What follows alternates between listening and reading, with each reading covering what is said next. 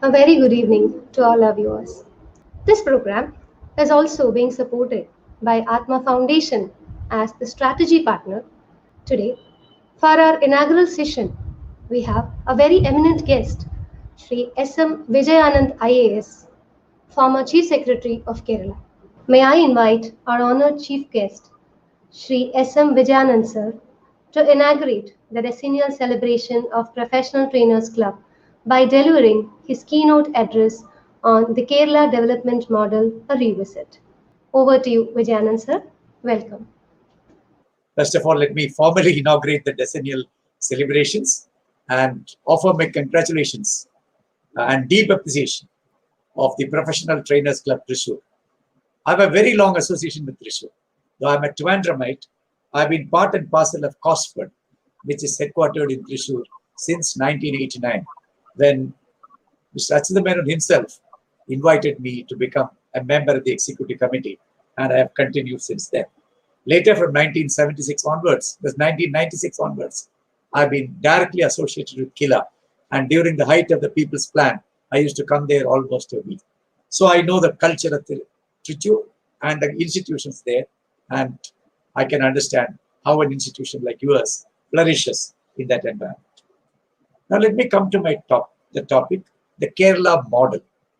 So first question is it a model? Was it a pre-planned thing? Did somebody set an agenda or a blueprint? Did it come out of a manifesto? Or is it a perfect or optimum, model means perfect or optimum kind of thing. In that sense, is it so that others can adopt? See that he's a model student.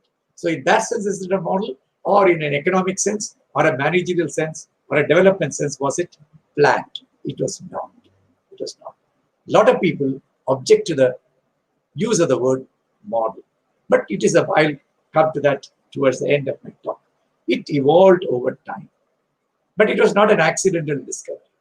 People had some conscious belief in certain priorities of governance and development.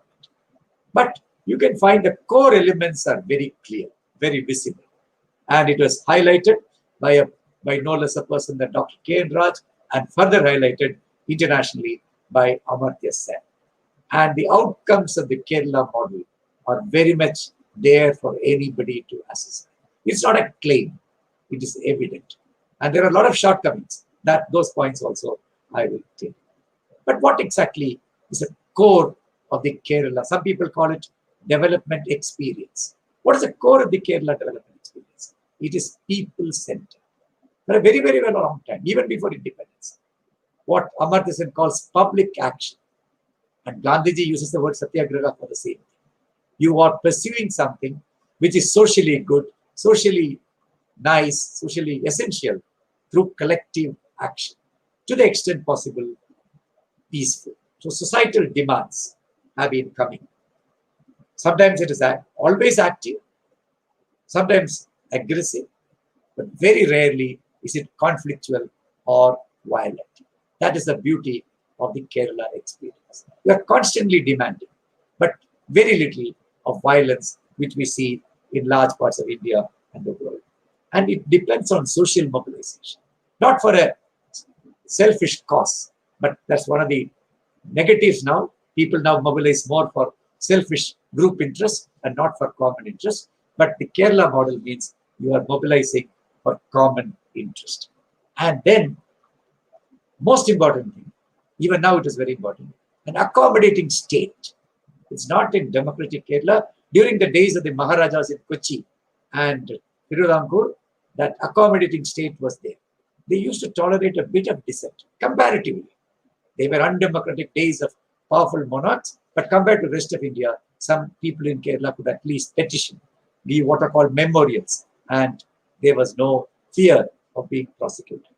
Then, of course, we all know the core of the model is what Amartya Sen calls capabilities, the human potential to achieve something. And you are trying to create the thing mainly through health, education, nutrition, those which builds up the human being. And then it started even pre-independence, but post-independence, it has been social security, welfare, and rights and entitlements. There are a lot of people criticize Kerala for being too rights conscious, but then we have the concept of rights and entitlements. These are your rights, these are your entitlements. That is fairly clear in Kerala. But a very important thing, the current thing is development as politics. For some time, particularly since the 80s and 90s, in the previous century, people thought development is economics. But now, post-COVID, they are coming back to say development is politics. Politics doesn't mean political parties and political ideologies. It means people having something to influence decisions in their favor and not just governed by economic theories. What Kerala has to a large extent, not to perfection, what Ambedkar called social democracy, and what the modern theorists call social capital. Practically everybody in Kerala belongs to some organization, and multiple organizations. And there's a huge social capital which is very much in evidence during the 1918 and 19 floods. And another important thing, a key role of the state. But you can't be statist. Government in Kerala is trusted, even by people who may not vote for the government. So everybody thinks that government should deliver, and you have a kind of trust. At the same time, every Keralite will question the government. So that is the core of the Kerala model. How did it evolve? The earliest, the rudiments of Kerala model can be seen in the 19th century. My son worked 2 years ago in a hospital, which was started in 1838 in the then Travancore. Now it is in Tamil Nadu. A very good hospital, started in 1838, Lopati Hospital. I don't think anywhere in India such a hospital would have been set up in those days. So the missionaries and kings worked together to set up a large number of hospitals and schools for everybody. And even in the 19th century, that's very important. There's a lot of ideological claims. The left is saying that we only brought the Kerala. The traditionalists saying, no, it's a Maharaja's creation. No, everybody contributed. And it grew continuously. That's the beauty of the Kerala. It has progressed across, even in 21st century. So that is the beauty of the Kerala model. So the 19th century, peasant rights, abolition of slavery before America did. We abolished in Tirudangur first. And then entry into public institutions for the so-called outcasts, the scheduled castes, scheduled tribes, of course, were very few, including temples. So Kerala was the first to allow that. Then some rudimentary concept of basic needs. One Diwan said, His Majesty's government wants everybody to have a road within so many kilometers, post office, school. So they came out with a concept of minimum needs more than 120 years before the United Nations came. And there were a lot of economic development initiatives in agriculture, in commerce, even in setting up commercial banks. And so they all are part of the Travancore thing. And that's another beautiful thing in the Kerala model, is less of feudal ostentation. The Maharajas didn't take any money from the Padmanabhaswamy temple, which will run into trillions perhaps, nobody knows. So that was again a culture, the palace with symbol, the dress with symbol. So that again helped. It is natural, it's not anybody ordained like that. But then, very sad reality, Travancore had the worst and most horrible caste prejudices in the whole country till probably 1920s and 30s. So much so we all know Swami Vivekananda called Kerala a lunatic asylum. Women were not allowed to cover the upper part of the body till 1870s, 90s. They were not allowed to wear gold, even in the 20th century, not were allowed to cover below the knee, and all funny things. You can't imagine. And Kerala is the only place, probably in human history, which had unseeability, not untouchability. If you see a certain community, you will be polluted. So that community had to beg. So we had such horrible caste system. But even in this social exclusion due to caste, there was development inclusion. People were vaccinated. People were admitted to hospitals. And then, so this is the early stage of the Kerala. Then came the, I don't have to tell you, the social reform movements. And what was the beauty of the social reform movements? They were not against somebody. They were all trying to reform from within, and not for material progress, but for human development. All the agitations, particularly Sri Narayanaguru, Ayyankali, and others, they wanted education. They saw education as a liberating force. So the missionaries brought some interest in education and health, and the social reforms took it to everybody, took it to scale, saying that yes, that is the liberating force, and we should all study. And very important in Kerala history, which India needs to learn now, is that coexistence, cooperative coexistence of religions with strong religious identity, but you didn't fight each other. And not since recently, not even after the Tipu's conversions in some parts of Kerala, but right from early parts of history. That is one of the foundations. Unwitting, it came naturally, and then it melted and melded into one culture. And then, of course, the Maharajas had a rudimentary democratic politics. And then comes, I would call the third stage of evolution, progressive political parties. Initially, the freedom fighters, basically belonging to the Congress. Then some of them later, nearing the independence, they formed the Communist Party. So this progressive movement, the Vaikam Satyagraha, Gandhiji himself came to push for it, was a national model in terms of evolution. Then post-independence, post-IKA Kerala, the next stage is that reduction of intrastate inequalities. Malabar under the British was quite behind the rest of Kerala. So, a lot of inequalities were there.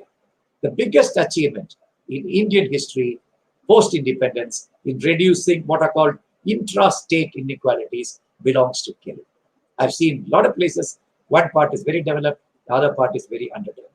We also have underdeveloped. It's not perfect. Whatever I'm saying, I should tell you, it is relative to rest of it. We still have a lot of way. Attapadi is not there. Why not? Kasargod still have to develop. There are inequalities.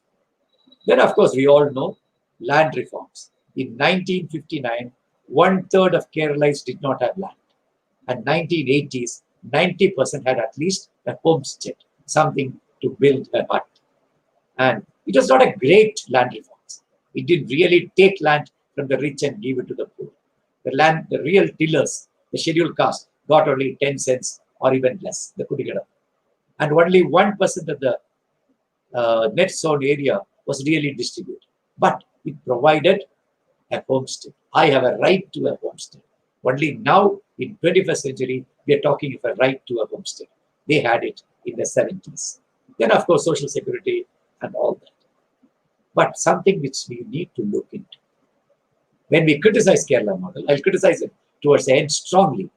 When you criticize Kerala model, after independence, the kind of progress, we broke free probably in the 70s, late 60s and 70s, from where we were.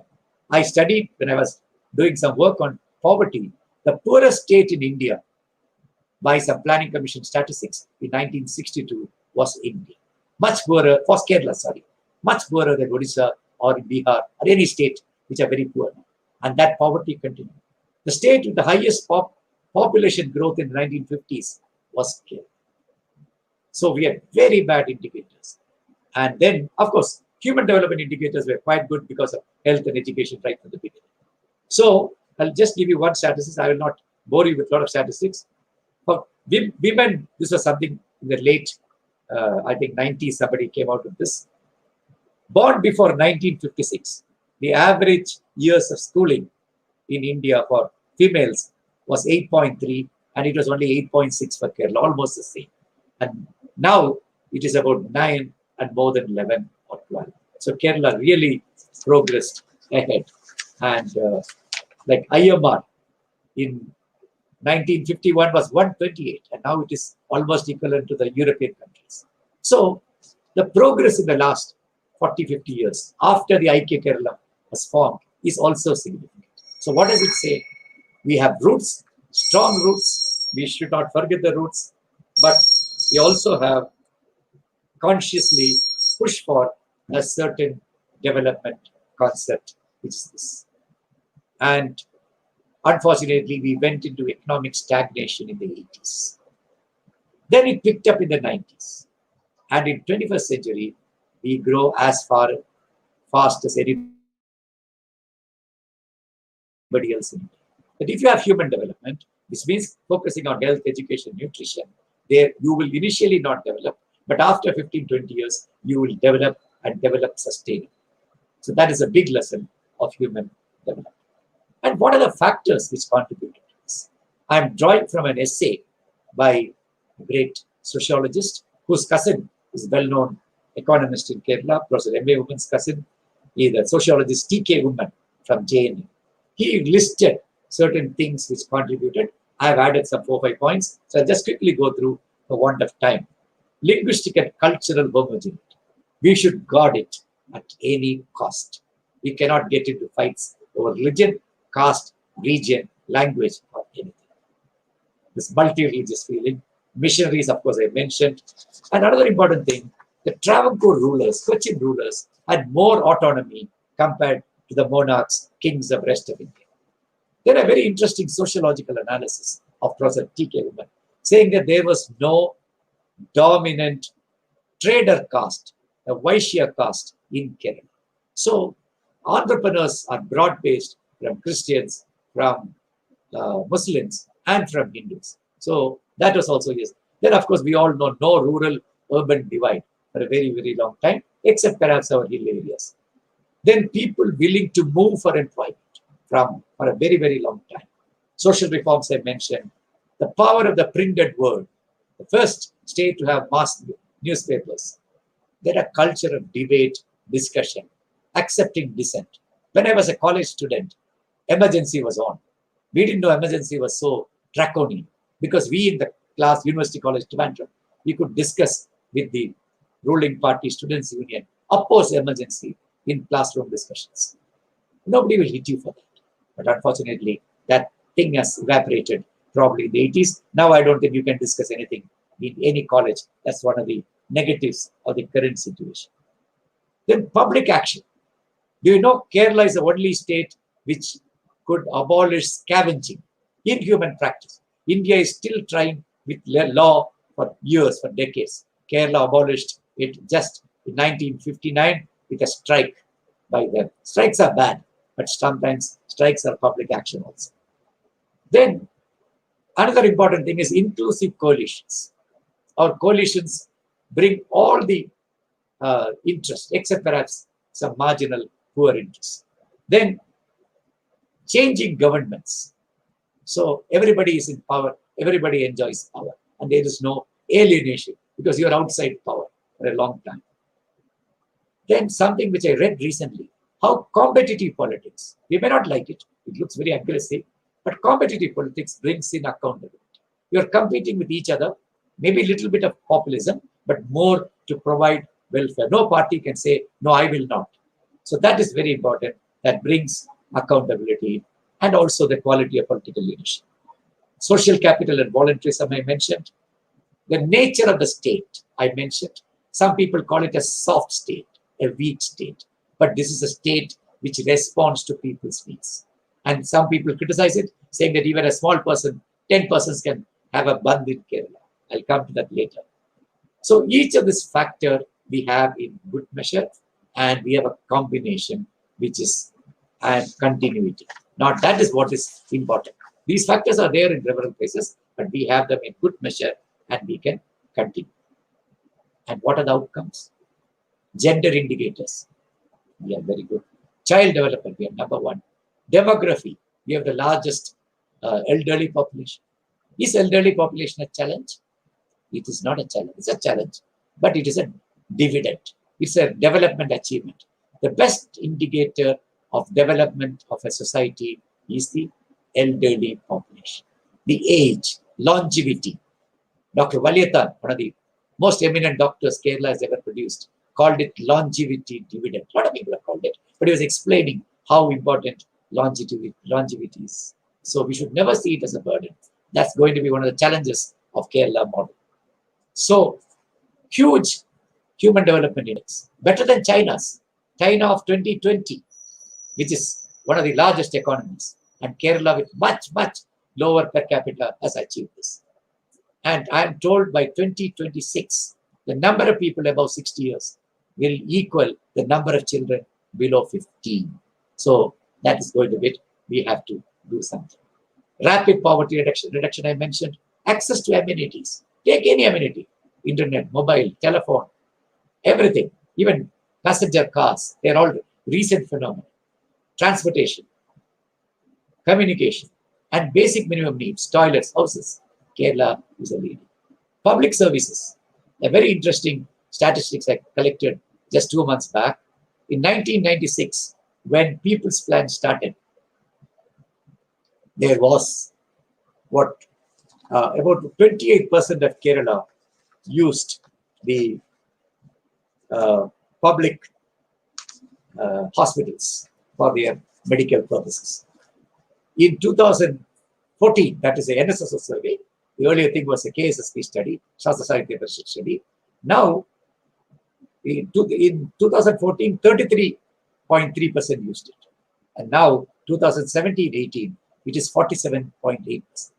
So more people are using public services. Even schools, it has improved. And what is more important is democracy. Because in Malayalam, we say, Muttatamillekku manamilla. Democracy is taken for granted. In 2003, when I was secretary planning, senior members from the European Parliament came on a visit to Kerala. Unfortunately, it was a Bandh day. Their vehicle was stopped in every corner. They had to escape stone throwing. But Bandhs in those days were much more violent than Bandhs now. And they just escaped and reached us. When they came to the planning board, I apologized to them profusely. And I was very ashamed. I said, I'm sorry, I'm ashamed of what is happening. Do you know what happened? The European Parliament members taught me something. I'm a Keralite. They taught me something. They said, Mr. Vijayanand, don't be ashamed. You should be proud. And I thought they were pulling a fast one and pulling my leg. I said, are you joking? They said, mark my words, they said in large parts of the world, in most of the world, if people demonstrate like this, there is no guarantee that that person will be free next day or even alive the next day. It's true of Latin America, large parts of Africa, large parts of Asia, now probably large parts of India also. So we shout and go out. There's no guarantee you may not be in jail the next day. So he said you should be proud. That is Kerala's democracy. Accountability. Nobody can run away from accountability. That is again a great thing. And we are a national model in decentralization, in Kudumbashri, in literacy, in palliative care, where we are a model. In care of the poorest, that's called in care and compassion. The modern welfare state is a caring and compassionate state. COVID has taught us the big lesson. Taught everybody all over the world that the state, I'm not saying state should get into the economy or run businesses or something. A lot of defects, but state has to be caring. What used to be the Scandinavian model and even the UK model. So we are leading in this care and compassion for disability, for persons having mental problems, and Trichy offers an excellent model. Sometimes after retirement, I came and had a discussion in Trichy with the civil society groups on mental health and the kind of response and the kind of information I got, people doing very silently for the persons who are mentally sick. So that kind of thing, we are proud. Now, economic development is picking up. And in governance, lowest corruption by transparency interaction, highest access to rights, responsiveness, and political adversariality is very much there. Now you can see it on TV last 2-3 months. But it is within democratic space. Nobody is coming out of the constitutional values.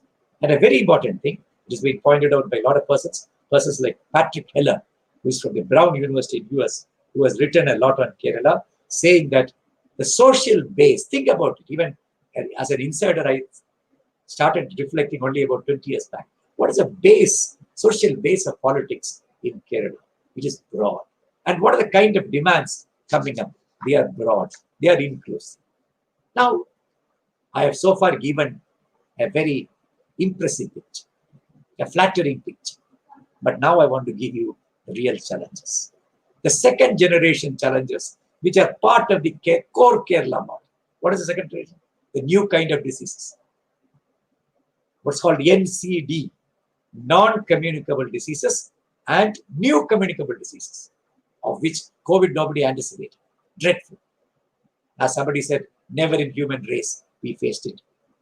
And then your second generation, cancer and your heart problems, BP, obesity, these are all second generation problems. And your demographic shift, the needs of aged, healthcare needs of aged, they are built into the model. They are not a failure. They are second generation. So how do you deal with them?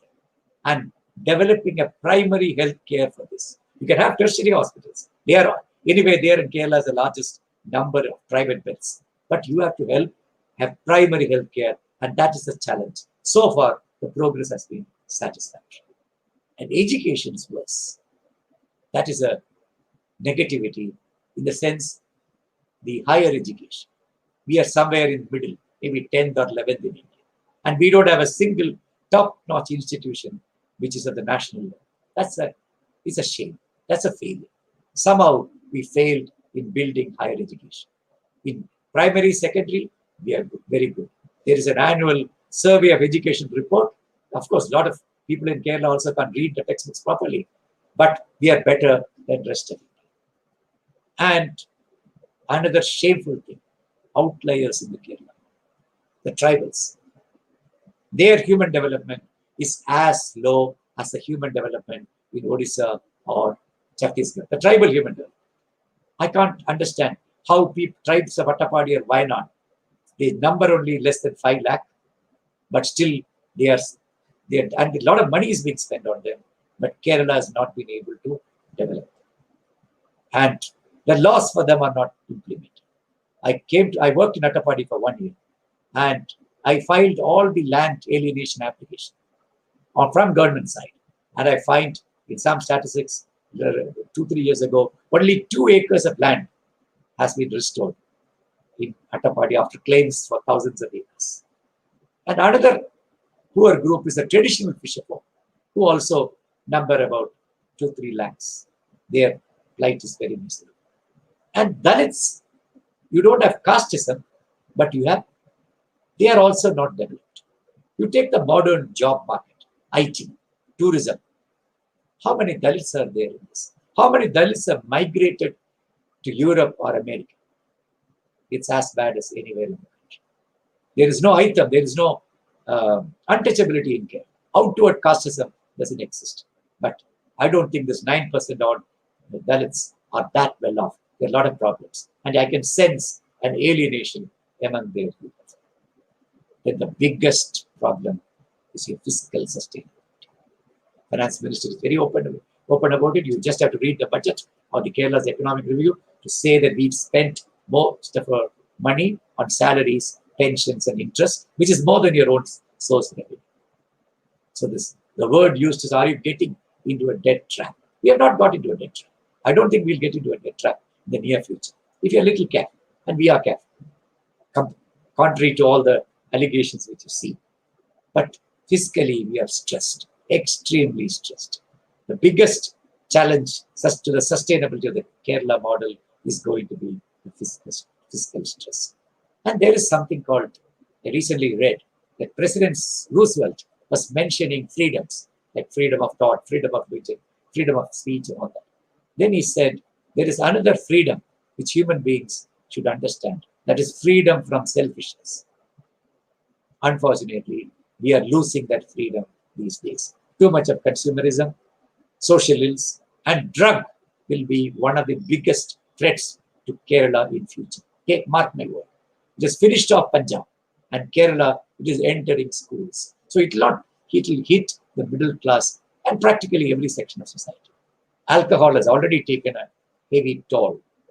Then the kind of abuse which you see of children and women is something which a society like Kerala cannot tolerate. It is so shameful. We are so educated, and we had a tradition of respecting women, and now it's shocking. Of course, we have an argument saying that because we report all cases, in UP they don't report, so ours is worse than UP.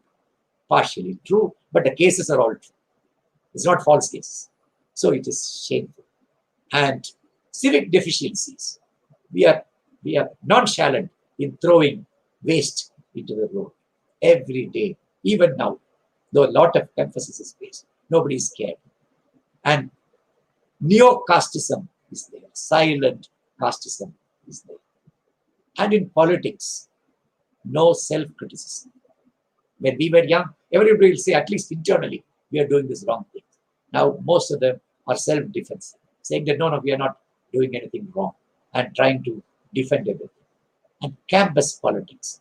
I think many of you know what campus politics is, which has deteriorated, particularly in government colleges. That is sad. That is where education has to thrive. And developmental unemployment is very high, no investment. Even our local savings, the CDRM is going to other places, of course. And then we are very much dependent on outside jobs. Not bad. And don't think outside jobs are going to dry up. Maybe Gulf jobs will dry up, but jobs will open up in Australia, Europe, America, because that's an aging population.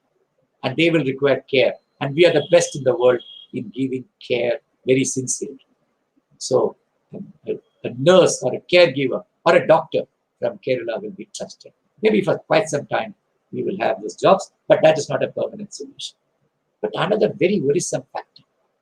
I read in the economic survey published by Government of India that one of the most unequal states in India is Kerala. It's shocking. I can't believe it. I've been asking experts. Even now, I have no answers. What constitutes Kerala's inequality?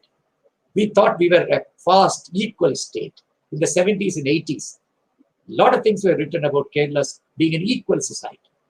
But since the poorest person also, barring some 5% or 4% of people, get some basics, there is no revolt. Otherwise, most dangerous thing is not poverty, it is inequality. Because that will tend to make people quite rebellious. Inequality is quite dangerous. Our Gini coefficient is going worse, partly due to the real estate lobbies who are becoming very powerful, and something which experts say, a bit complex, I'm not getting into it. Within the class, inequalities are also widening. In the rest of India, the poor are poorer and rich are richer. Here, within the middle class, something is lower middle class, some are becoming poorer, and some are, this thing, SC, ST are becoming poorer. Peasants, small peasants, maybe 20 cents, 30 cents. Agricultural labor, they are all poor. People having less skills are becoming poor. So this has got dangerous implications. So now I think I have balanced the picture. There are a lot of things we have to really worry about. And there's not much of discussion on these issues. Some vague article, but not animated debate like we had in the 50s and 60s on land reforms, on education. Very rich debates, political, academic, intellectual, media. Those kind of debates I don't see now. Ecological crisis. We can find solutions to all this. Ecological crisis, once you destroy it, it will require 1,000 years to come back. And I was in Delhi when Gadgil report was being discussed. And everybody in Kerala opposed. Very few people supported it. In 2018-19, taught us a bitter lesson. Gadgil didn't, I read the report from cover to cover. He said local people will decide, not the government will throw out. But some people could create, and that was something which is worse than what we now see in the US, when the president says, I have not lost. He can tell a total lie and get people accepted. That is called post-truth. I don't know how everybody bought that argument, that poor peasants will be thrown out of your land, ecologically fragile land. And they will be the worst sufferers if we don't do something urgent. And our CRSN violations are shameful. Why? Somebody from South America, a famous mayor of Bogota, his name is Peneleros. He started the bus rapid transport system, first time in the world. We brought him to discuss with the mayors maybe about 10, 12 years back. He made a very important point. He said, the beaches are forever. They are the property of human race. But you are destroying your beaches. And they will vanish in no time. They have. You go to Kovalam, you'll find out. But why we are not protected? And it's a collective failure of society, government, of local government, and all this. And then, of course, We have a lot of other problems. And then, why are we getting into these kind of things? One, the rights duties imbalance. We are all rights conscious, but not as much duty conscious as we should be. And ideology. We don't like ideology, many of us. But positive ideology gets replaced with so-called pragmatic politics. A lot of things will vanish. It all will depend on votes and sometimes even money. And something which persons like Dr. Kannan have been telling. Civil society, which is, of course, I said we are social capital, organization and everything, but there is something called political society, political parties, and civil society is independent, free-thinking people. They are shrinking. Their organization is shrinking. Free-thinking people are there, they're silent. So civil society shrinking is very dangerous for any state. Because only they can mediate. They can call a spade a spade. They can say the emperor is naked. That kind of civil society is vicious. When two groups fight within religion or across religion, or within caste or within among parties, only the civil society can bring the kind of work which Jayaprakash Narayan used to do, getting the Chambal, their courage to surrender. They are missing. So that is something worrying. Then I come from a tribe I would criticize. The powerful bureaucracy, the powerful trade unions, and that bureaucracy includes teachers. And I wouldn't be surprised. And I was taught by some of the best teachers in India. Had I gone to Oxford at the time, I could have shown there, not because of my intelligence, because of my teachers like Professor Hriday Kumari, Professor Neelakantan and others, and a whole lot of others, not one or two. And now you can see something has gone wrong. The politics of teachers, that is also affecting. This is something we have to really look into. And that is something. And then something called soft state. Because the difference between two friends is very narrow. You look at 5 years, you look at a short term, you don't regulate, you don't enforce harsh this thing. You are afraid of resource mobilization. And the old progressives of Kerala have become modern pressure groups. And we have new pressure groups, the real estate mafia, the quarry owners. So do you need ecology? Do you need a sound Kerala for hundreds of years? Or do you want to give in to the selfishness of some economic groups? So let me conclude. It is a model because it stands out. It is visible. And Professor K.K. George was one of the first critics of Kerala model, said, don't belittle or exaggerate. See it in perspective. See it in balance. There are positives, there are negatives. And we can't say this is great model. It is great in certain things. Nowhere in India you will find this. Nowhere in India. I've been in Delhi for 8 years, including Secretary of Rural Development. You go, Additional Secretary, you go to all places of India and find out what is happening. We should be really proud of what we are doing. At the same time, we should not shut our eyes to all the negatives which I told you. We have to address. And this address can come only by consensus, by social kind of discussion. And it's a social construct. And so some people call it a paradox. Some people call it a paradigm. But it is a paradigm. Post-COVID, everybody wants this kind of development also. But it cannot go without economic growth. Economic growth in Kerala is not bad. But jobs are not. It's a jobless growth. But we need more jobs. Then a person called Govindan Pare, who writes a lot, has written a lot about Kerala model, said, there is an eternal relevance of public action through democratic means. Something which India is earning and missing. Public action through democratic means. There, it's not party action.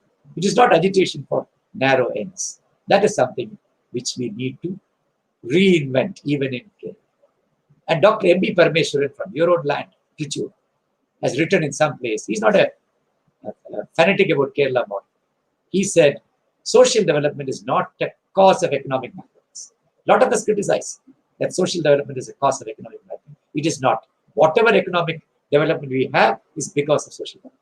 So there cannot be two opinions on that. Then Dr. MP came out with when we are looking towards the future, that's my last point, he said, from physical quality of life, we need a spiritual quality of life. What is spiritual quality of life? the local economy. As Gandhiji said, it is not the international economy. Local economy. Produce food for the villages. Produce materials for the villages. Expand gradually. And then go to the international market. But you can't say that I will not produce vegetables, I will go and buy from South America. That is not the Gandhian economy. So Dr. MP said we need a cultural, participatory, and spiritual kind of thing. And another critique of Kerala model said the states need not create wealth, but states should facilitate creation of wealth. So post-COVID, new jobs, entrepreneurship, the micro and small enterprises are the largest in Kerala. They are growing in Kerala, they are not noticed. And startups are one of the best in the country. So they are what I call green shoots in an otherwise bleak scenario. Public finance, we should be a little more tough. Who can pay? We should take. Otherwise, it's not the poor alone paying GST. There are users like, why should I pay a subsidized thing for my electricity or water supply? Why should I not pay a much bigger property tax? Why should I not pay a big amount for waste to be cleared? Why should not people who can afford pay something more even in government hospitals?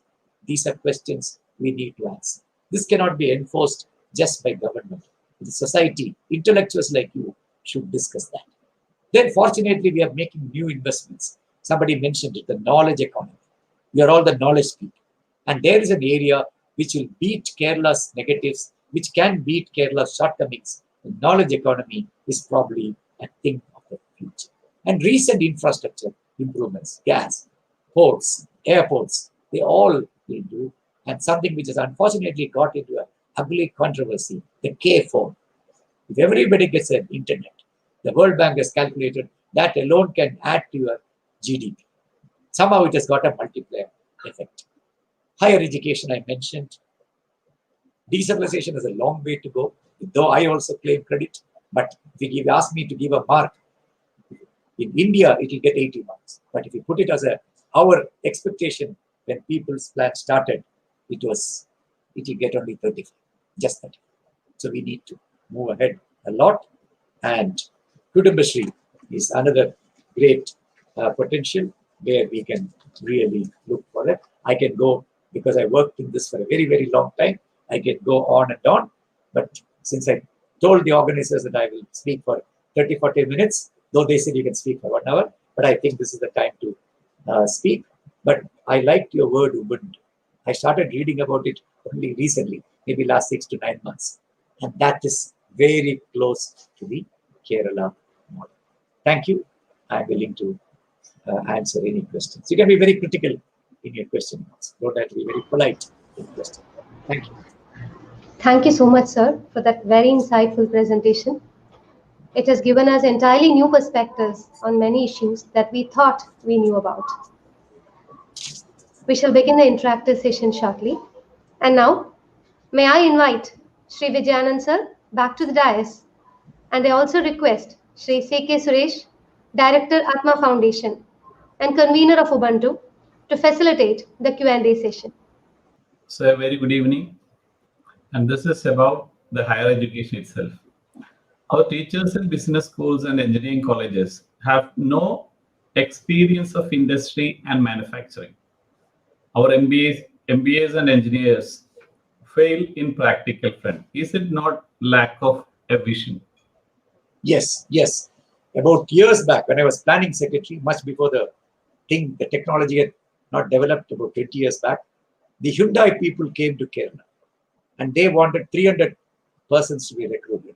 They interviewed thousands and they didn't get even 20 or 30. So the employability, and these days people are not interested in degrees. People are interested in experience. So I am a great fan, and I work very closely with the late Laurie Baker for years.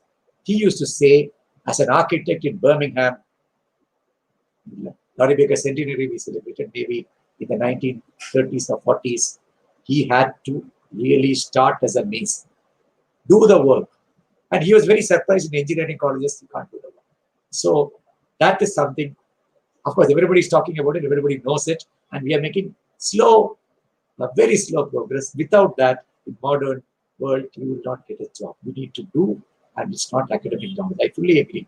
with the spirit of the question. Another question is about the urbanization. Is it going in a non-eco-friendly direction?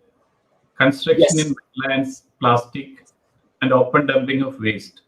All these are I, challenges he feels. I hinted it in my talk. That is one of the big dangers. Our urbanization was a model urbanization because we are not congesting cities. In fact, if you look at the next census also, it will be the suburbs which is growing, not the core cities. That's one of the beauties of the Kerala's urbanization model. And that is one of the things we can be proud of. But now, our consumption, our lack of civic, it's not consumption, lack of civic consciousness. That you can throw waste. You can consume and do management. Now there are very good waste management techniques at home, but we are not willing to. We are not willing to pay for it. And this urbanization, but that is little worrisome. In the last census itself, lakhs of houses are unoccupied in Kerala, but still we are keeping constructing houses and damaging our ecosystem. There, I personally would advocate a little more stronger regulation, where local governments have failed. Pollution, criminalization, and bribery. Nothing is reduced in spite of everything. What can be the stringent measures to stop corruption? Corruption, of course, I told you, when you go by national standards, we are the least corrupt. But still there is corruption. It is more than what you can tolerate in an educated society like Kerala. Corruption, there are multiple methods. I can't, it will be a full 2-hour lecture on how to control corruption. One corruption is the ombudsman kind of thing, where there is an authority, independent judicial authority, not the vigilance department, which can handle corruption and punish. Fortunately for local governments, it is there. Unfortunately, people are not using it. They can even disqualify a mayor and set right a corruption. But much more reduction of corruption is what is called social accountability. Things are transparent, public. People can demand access information so amount. Of course, we have the right to information, but it is supplied. So this social accountability with some kind of enforcement mechanism can bring down corruption substantially. Another question is, in what way Kerala model is better than other states? Kerala model is, Kerala model is better than other states because you are giving primacy to human beings, to the ordinary human beings. Of course, I told you tribes, maybe some 5% is left out, but to 95% of the human beings you have. And there are studies done during COVID to say that we may criticize the government, but we trust government. The highest trust in government is in Kerala. Because I saw the COVID situation all over India, because I addressed a lot of national webinars and I'm part of some of the big national NGOs. It is not as good in this basic human necessities being provided by the state. We are far ahead. Even in jobs, we are far ahead. And we go to the last question. Can the Kerala development model be treated as a benchmark for other states? Yes. But I told you certain features are cultural, certain things are political, certain things are societal. But this importance to education and health. Health is actually secondary. I mean, it's linked. These two alone, if we had started in 1950s, India would have been different. Not anything else. Other things will naturally come. Job opportunities will grow in a global economy. But it's education and health, not just for jobs. Education improves human being. Looking after the children, looking after the relationship, going to school, everything is better. So I think that could be a big lesson for others. Then the governance style. I know how IAS officers behave. Shaheena was giving too much credit to me. He's not, I don't deserve it. But I know how IAS officers behave in the rest of India. Here, as Chief Secretary, I used to get mobile calls from ordinary citizens. And most of the times we pick up. So that kind of thing is something which other states can learn from Kerala, the accessibility of the bureaucratic machinery. I must say that I was very impressed by the number of questions, even though it's running late. I have been doing a lot of webinars in the last, since March, but this one area where a lot of good questions came from a varied audience. Thank you. Thank you very much, sir. With that note of hope, confidence, and optimism, let us conclude formally. Over to Pavati. Thank you very much, Vijayanand sir. Thank you, Suresh sir. After that very interesting session, as we conclude, I request Dr. A. Surendran, Honorary Secretary PTC, to propose the vote of thanks. S.M.Vijayanand sir, IAS, Honorable President Engineer Haridasmani sir. It's an honor and privilege to me to propose vote of thanks to this august body.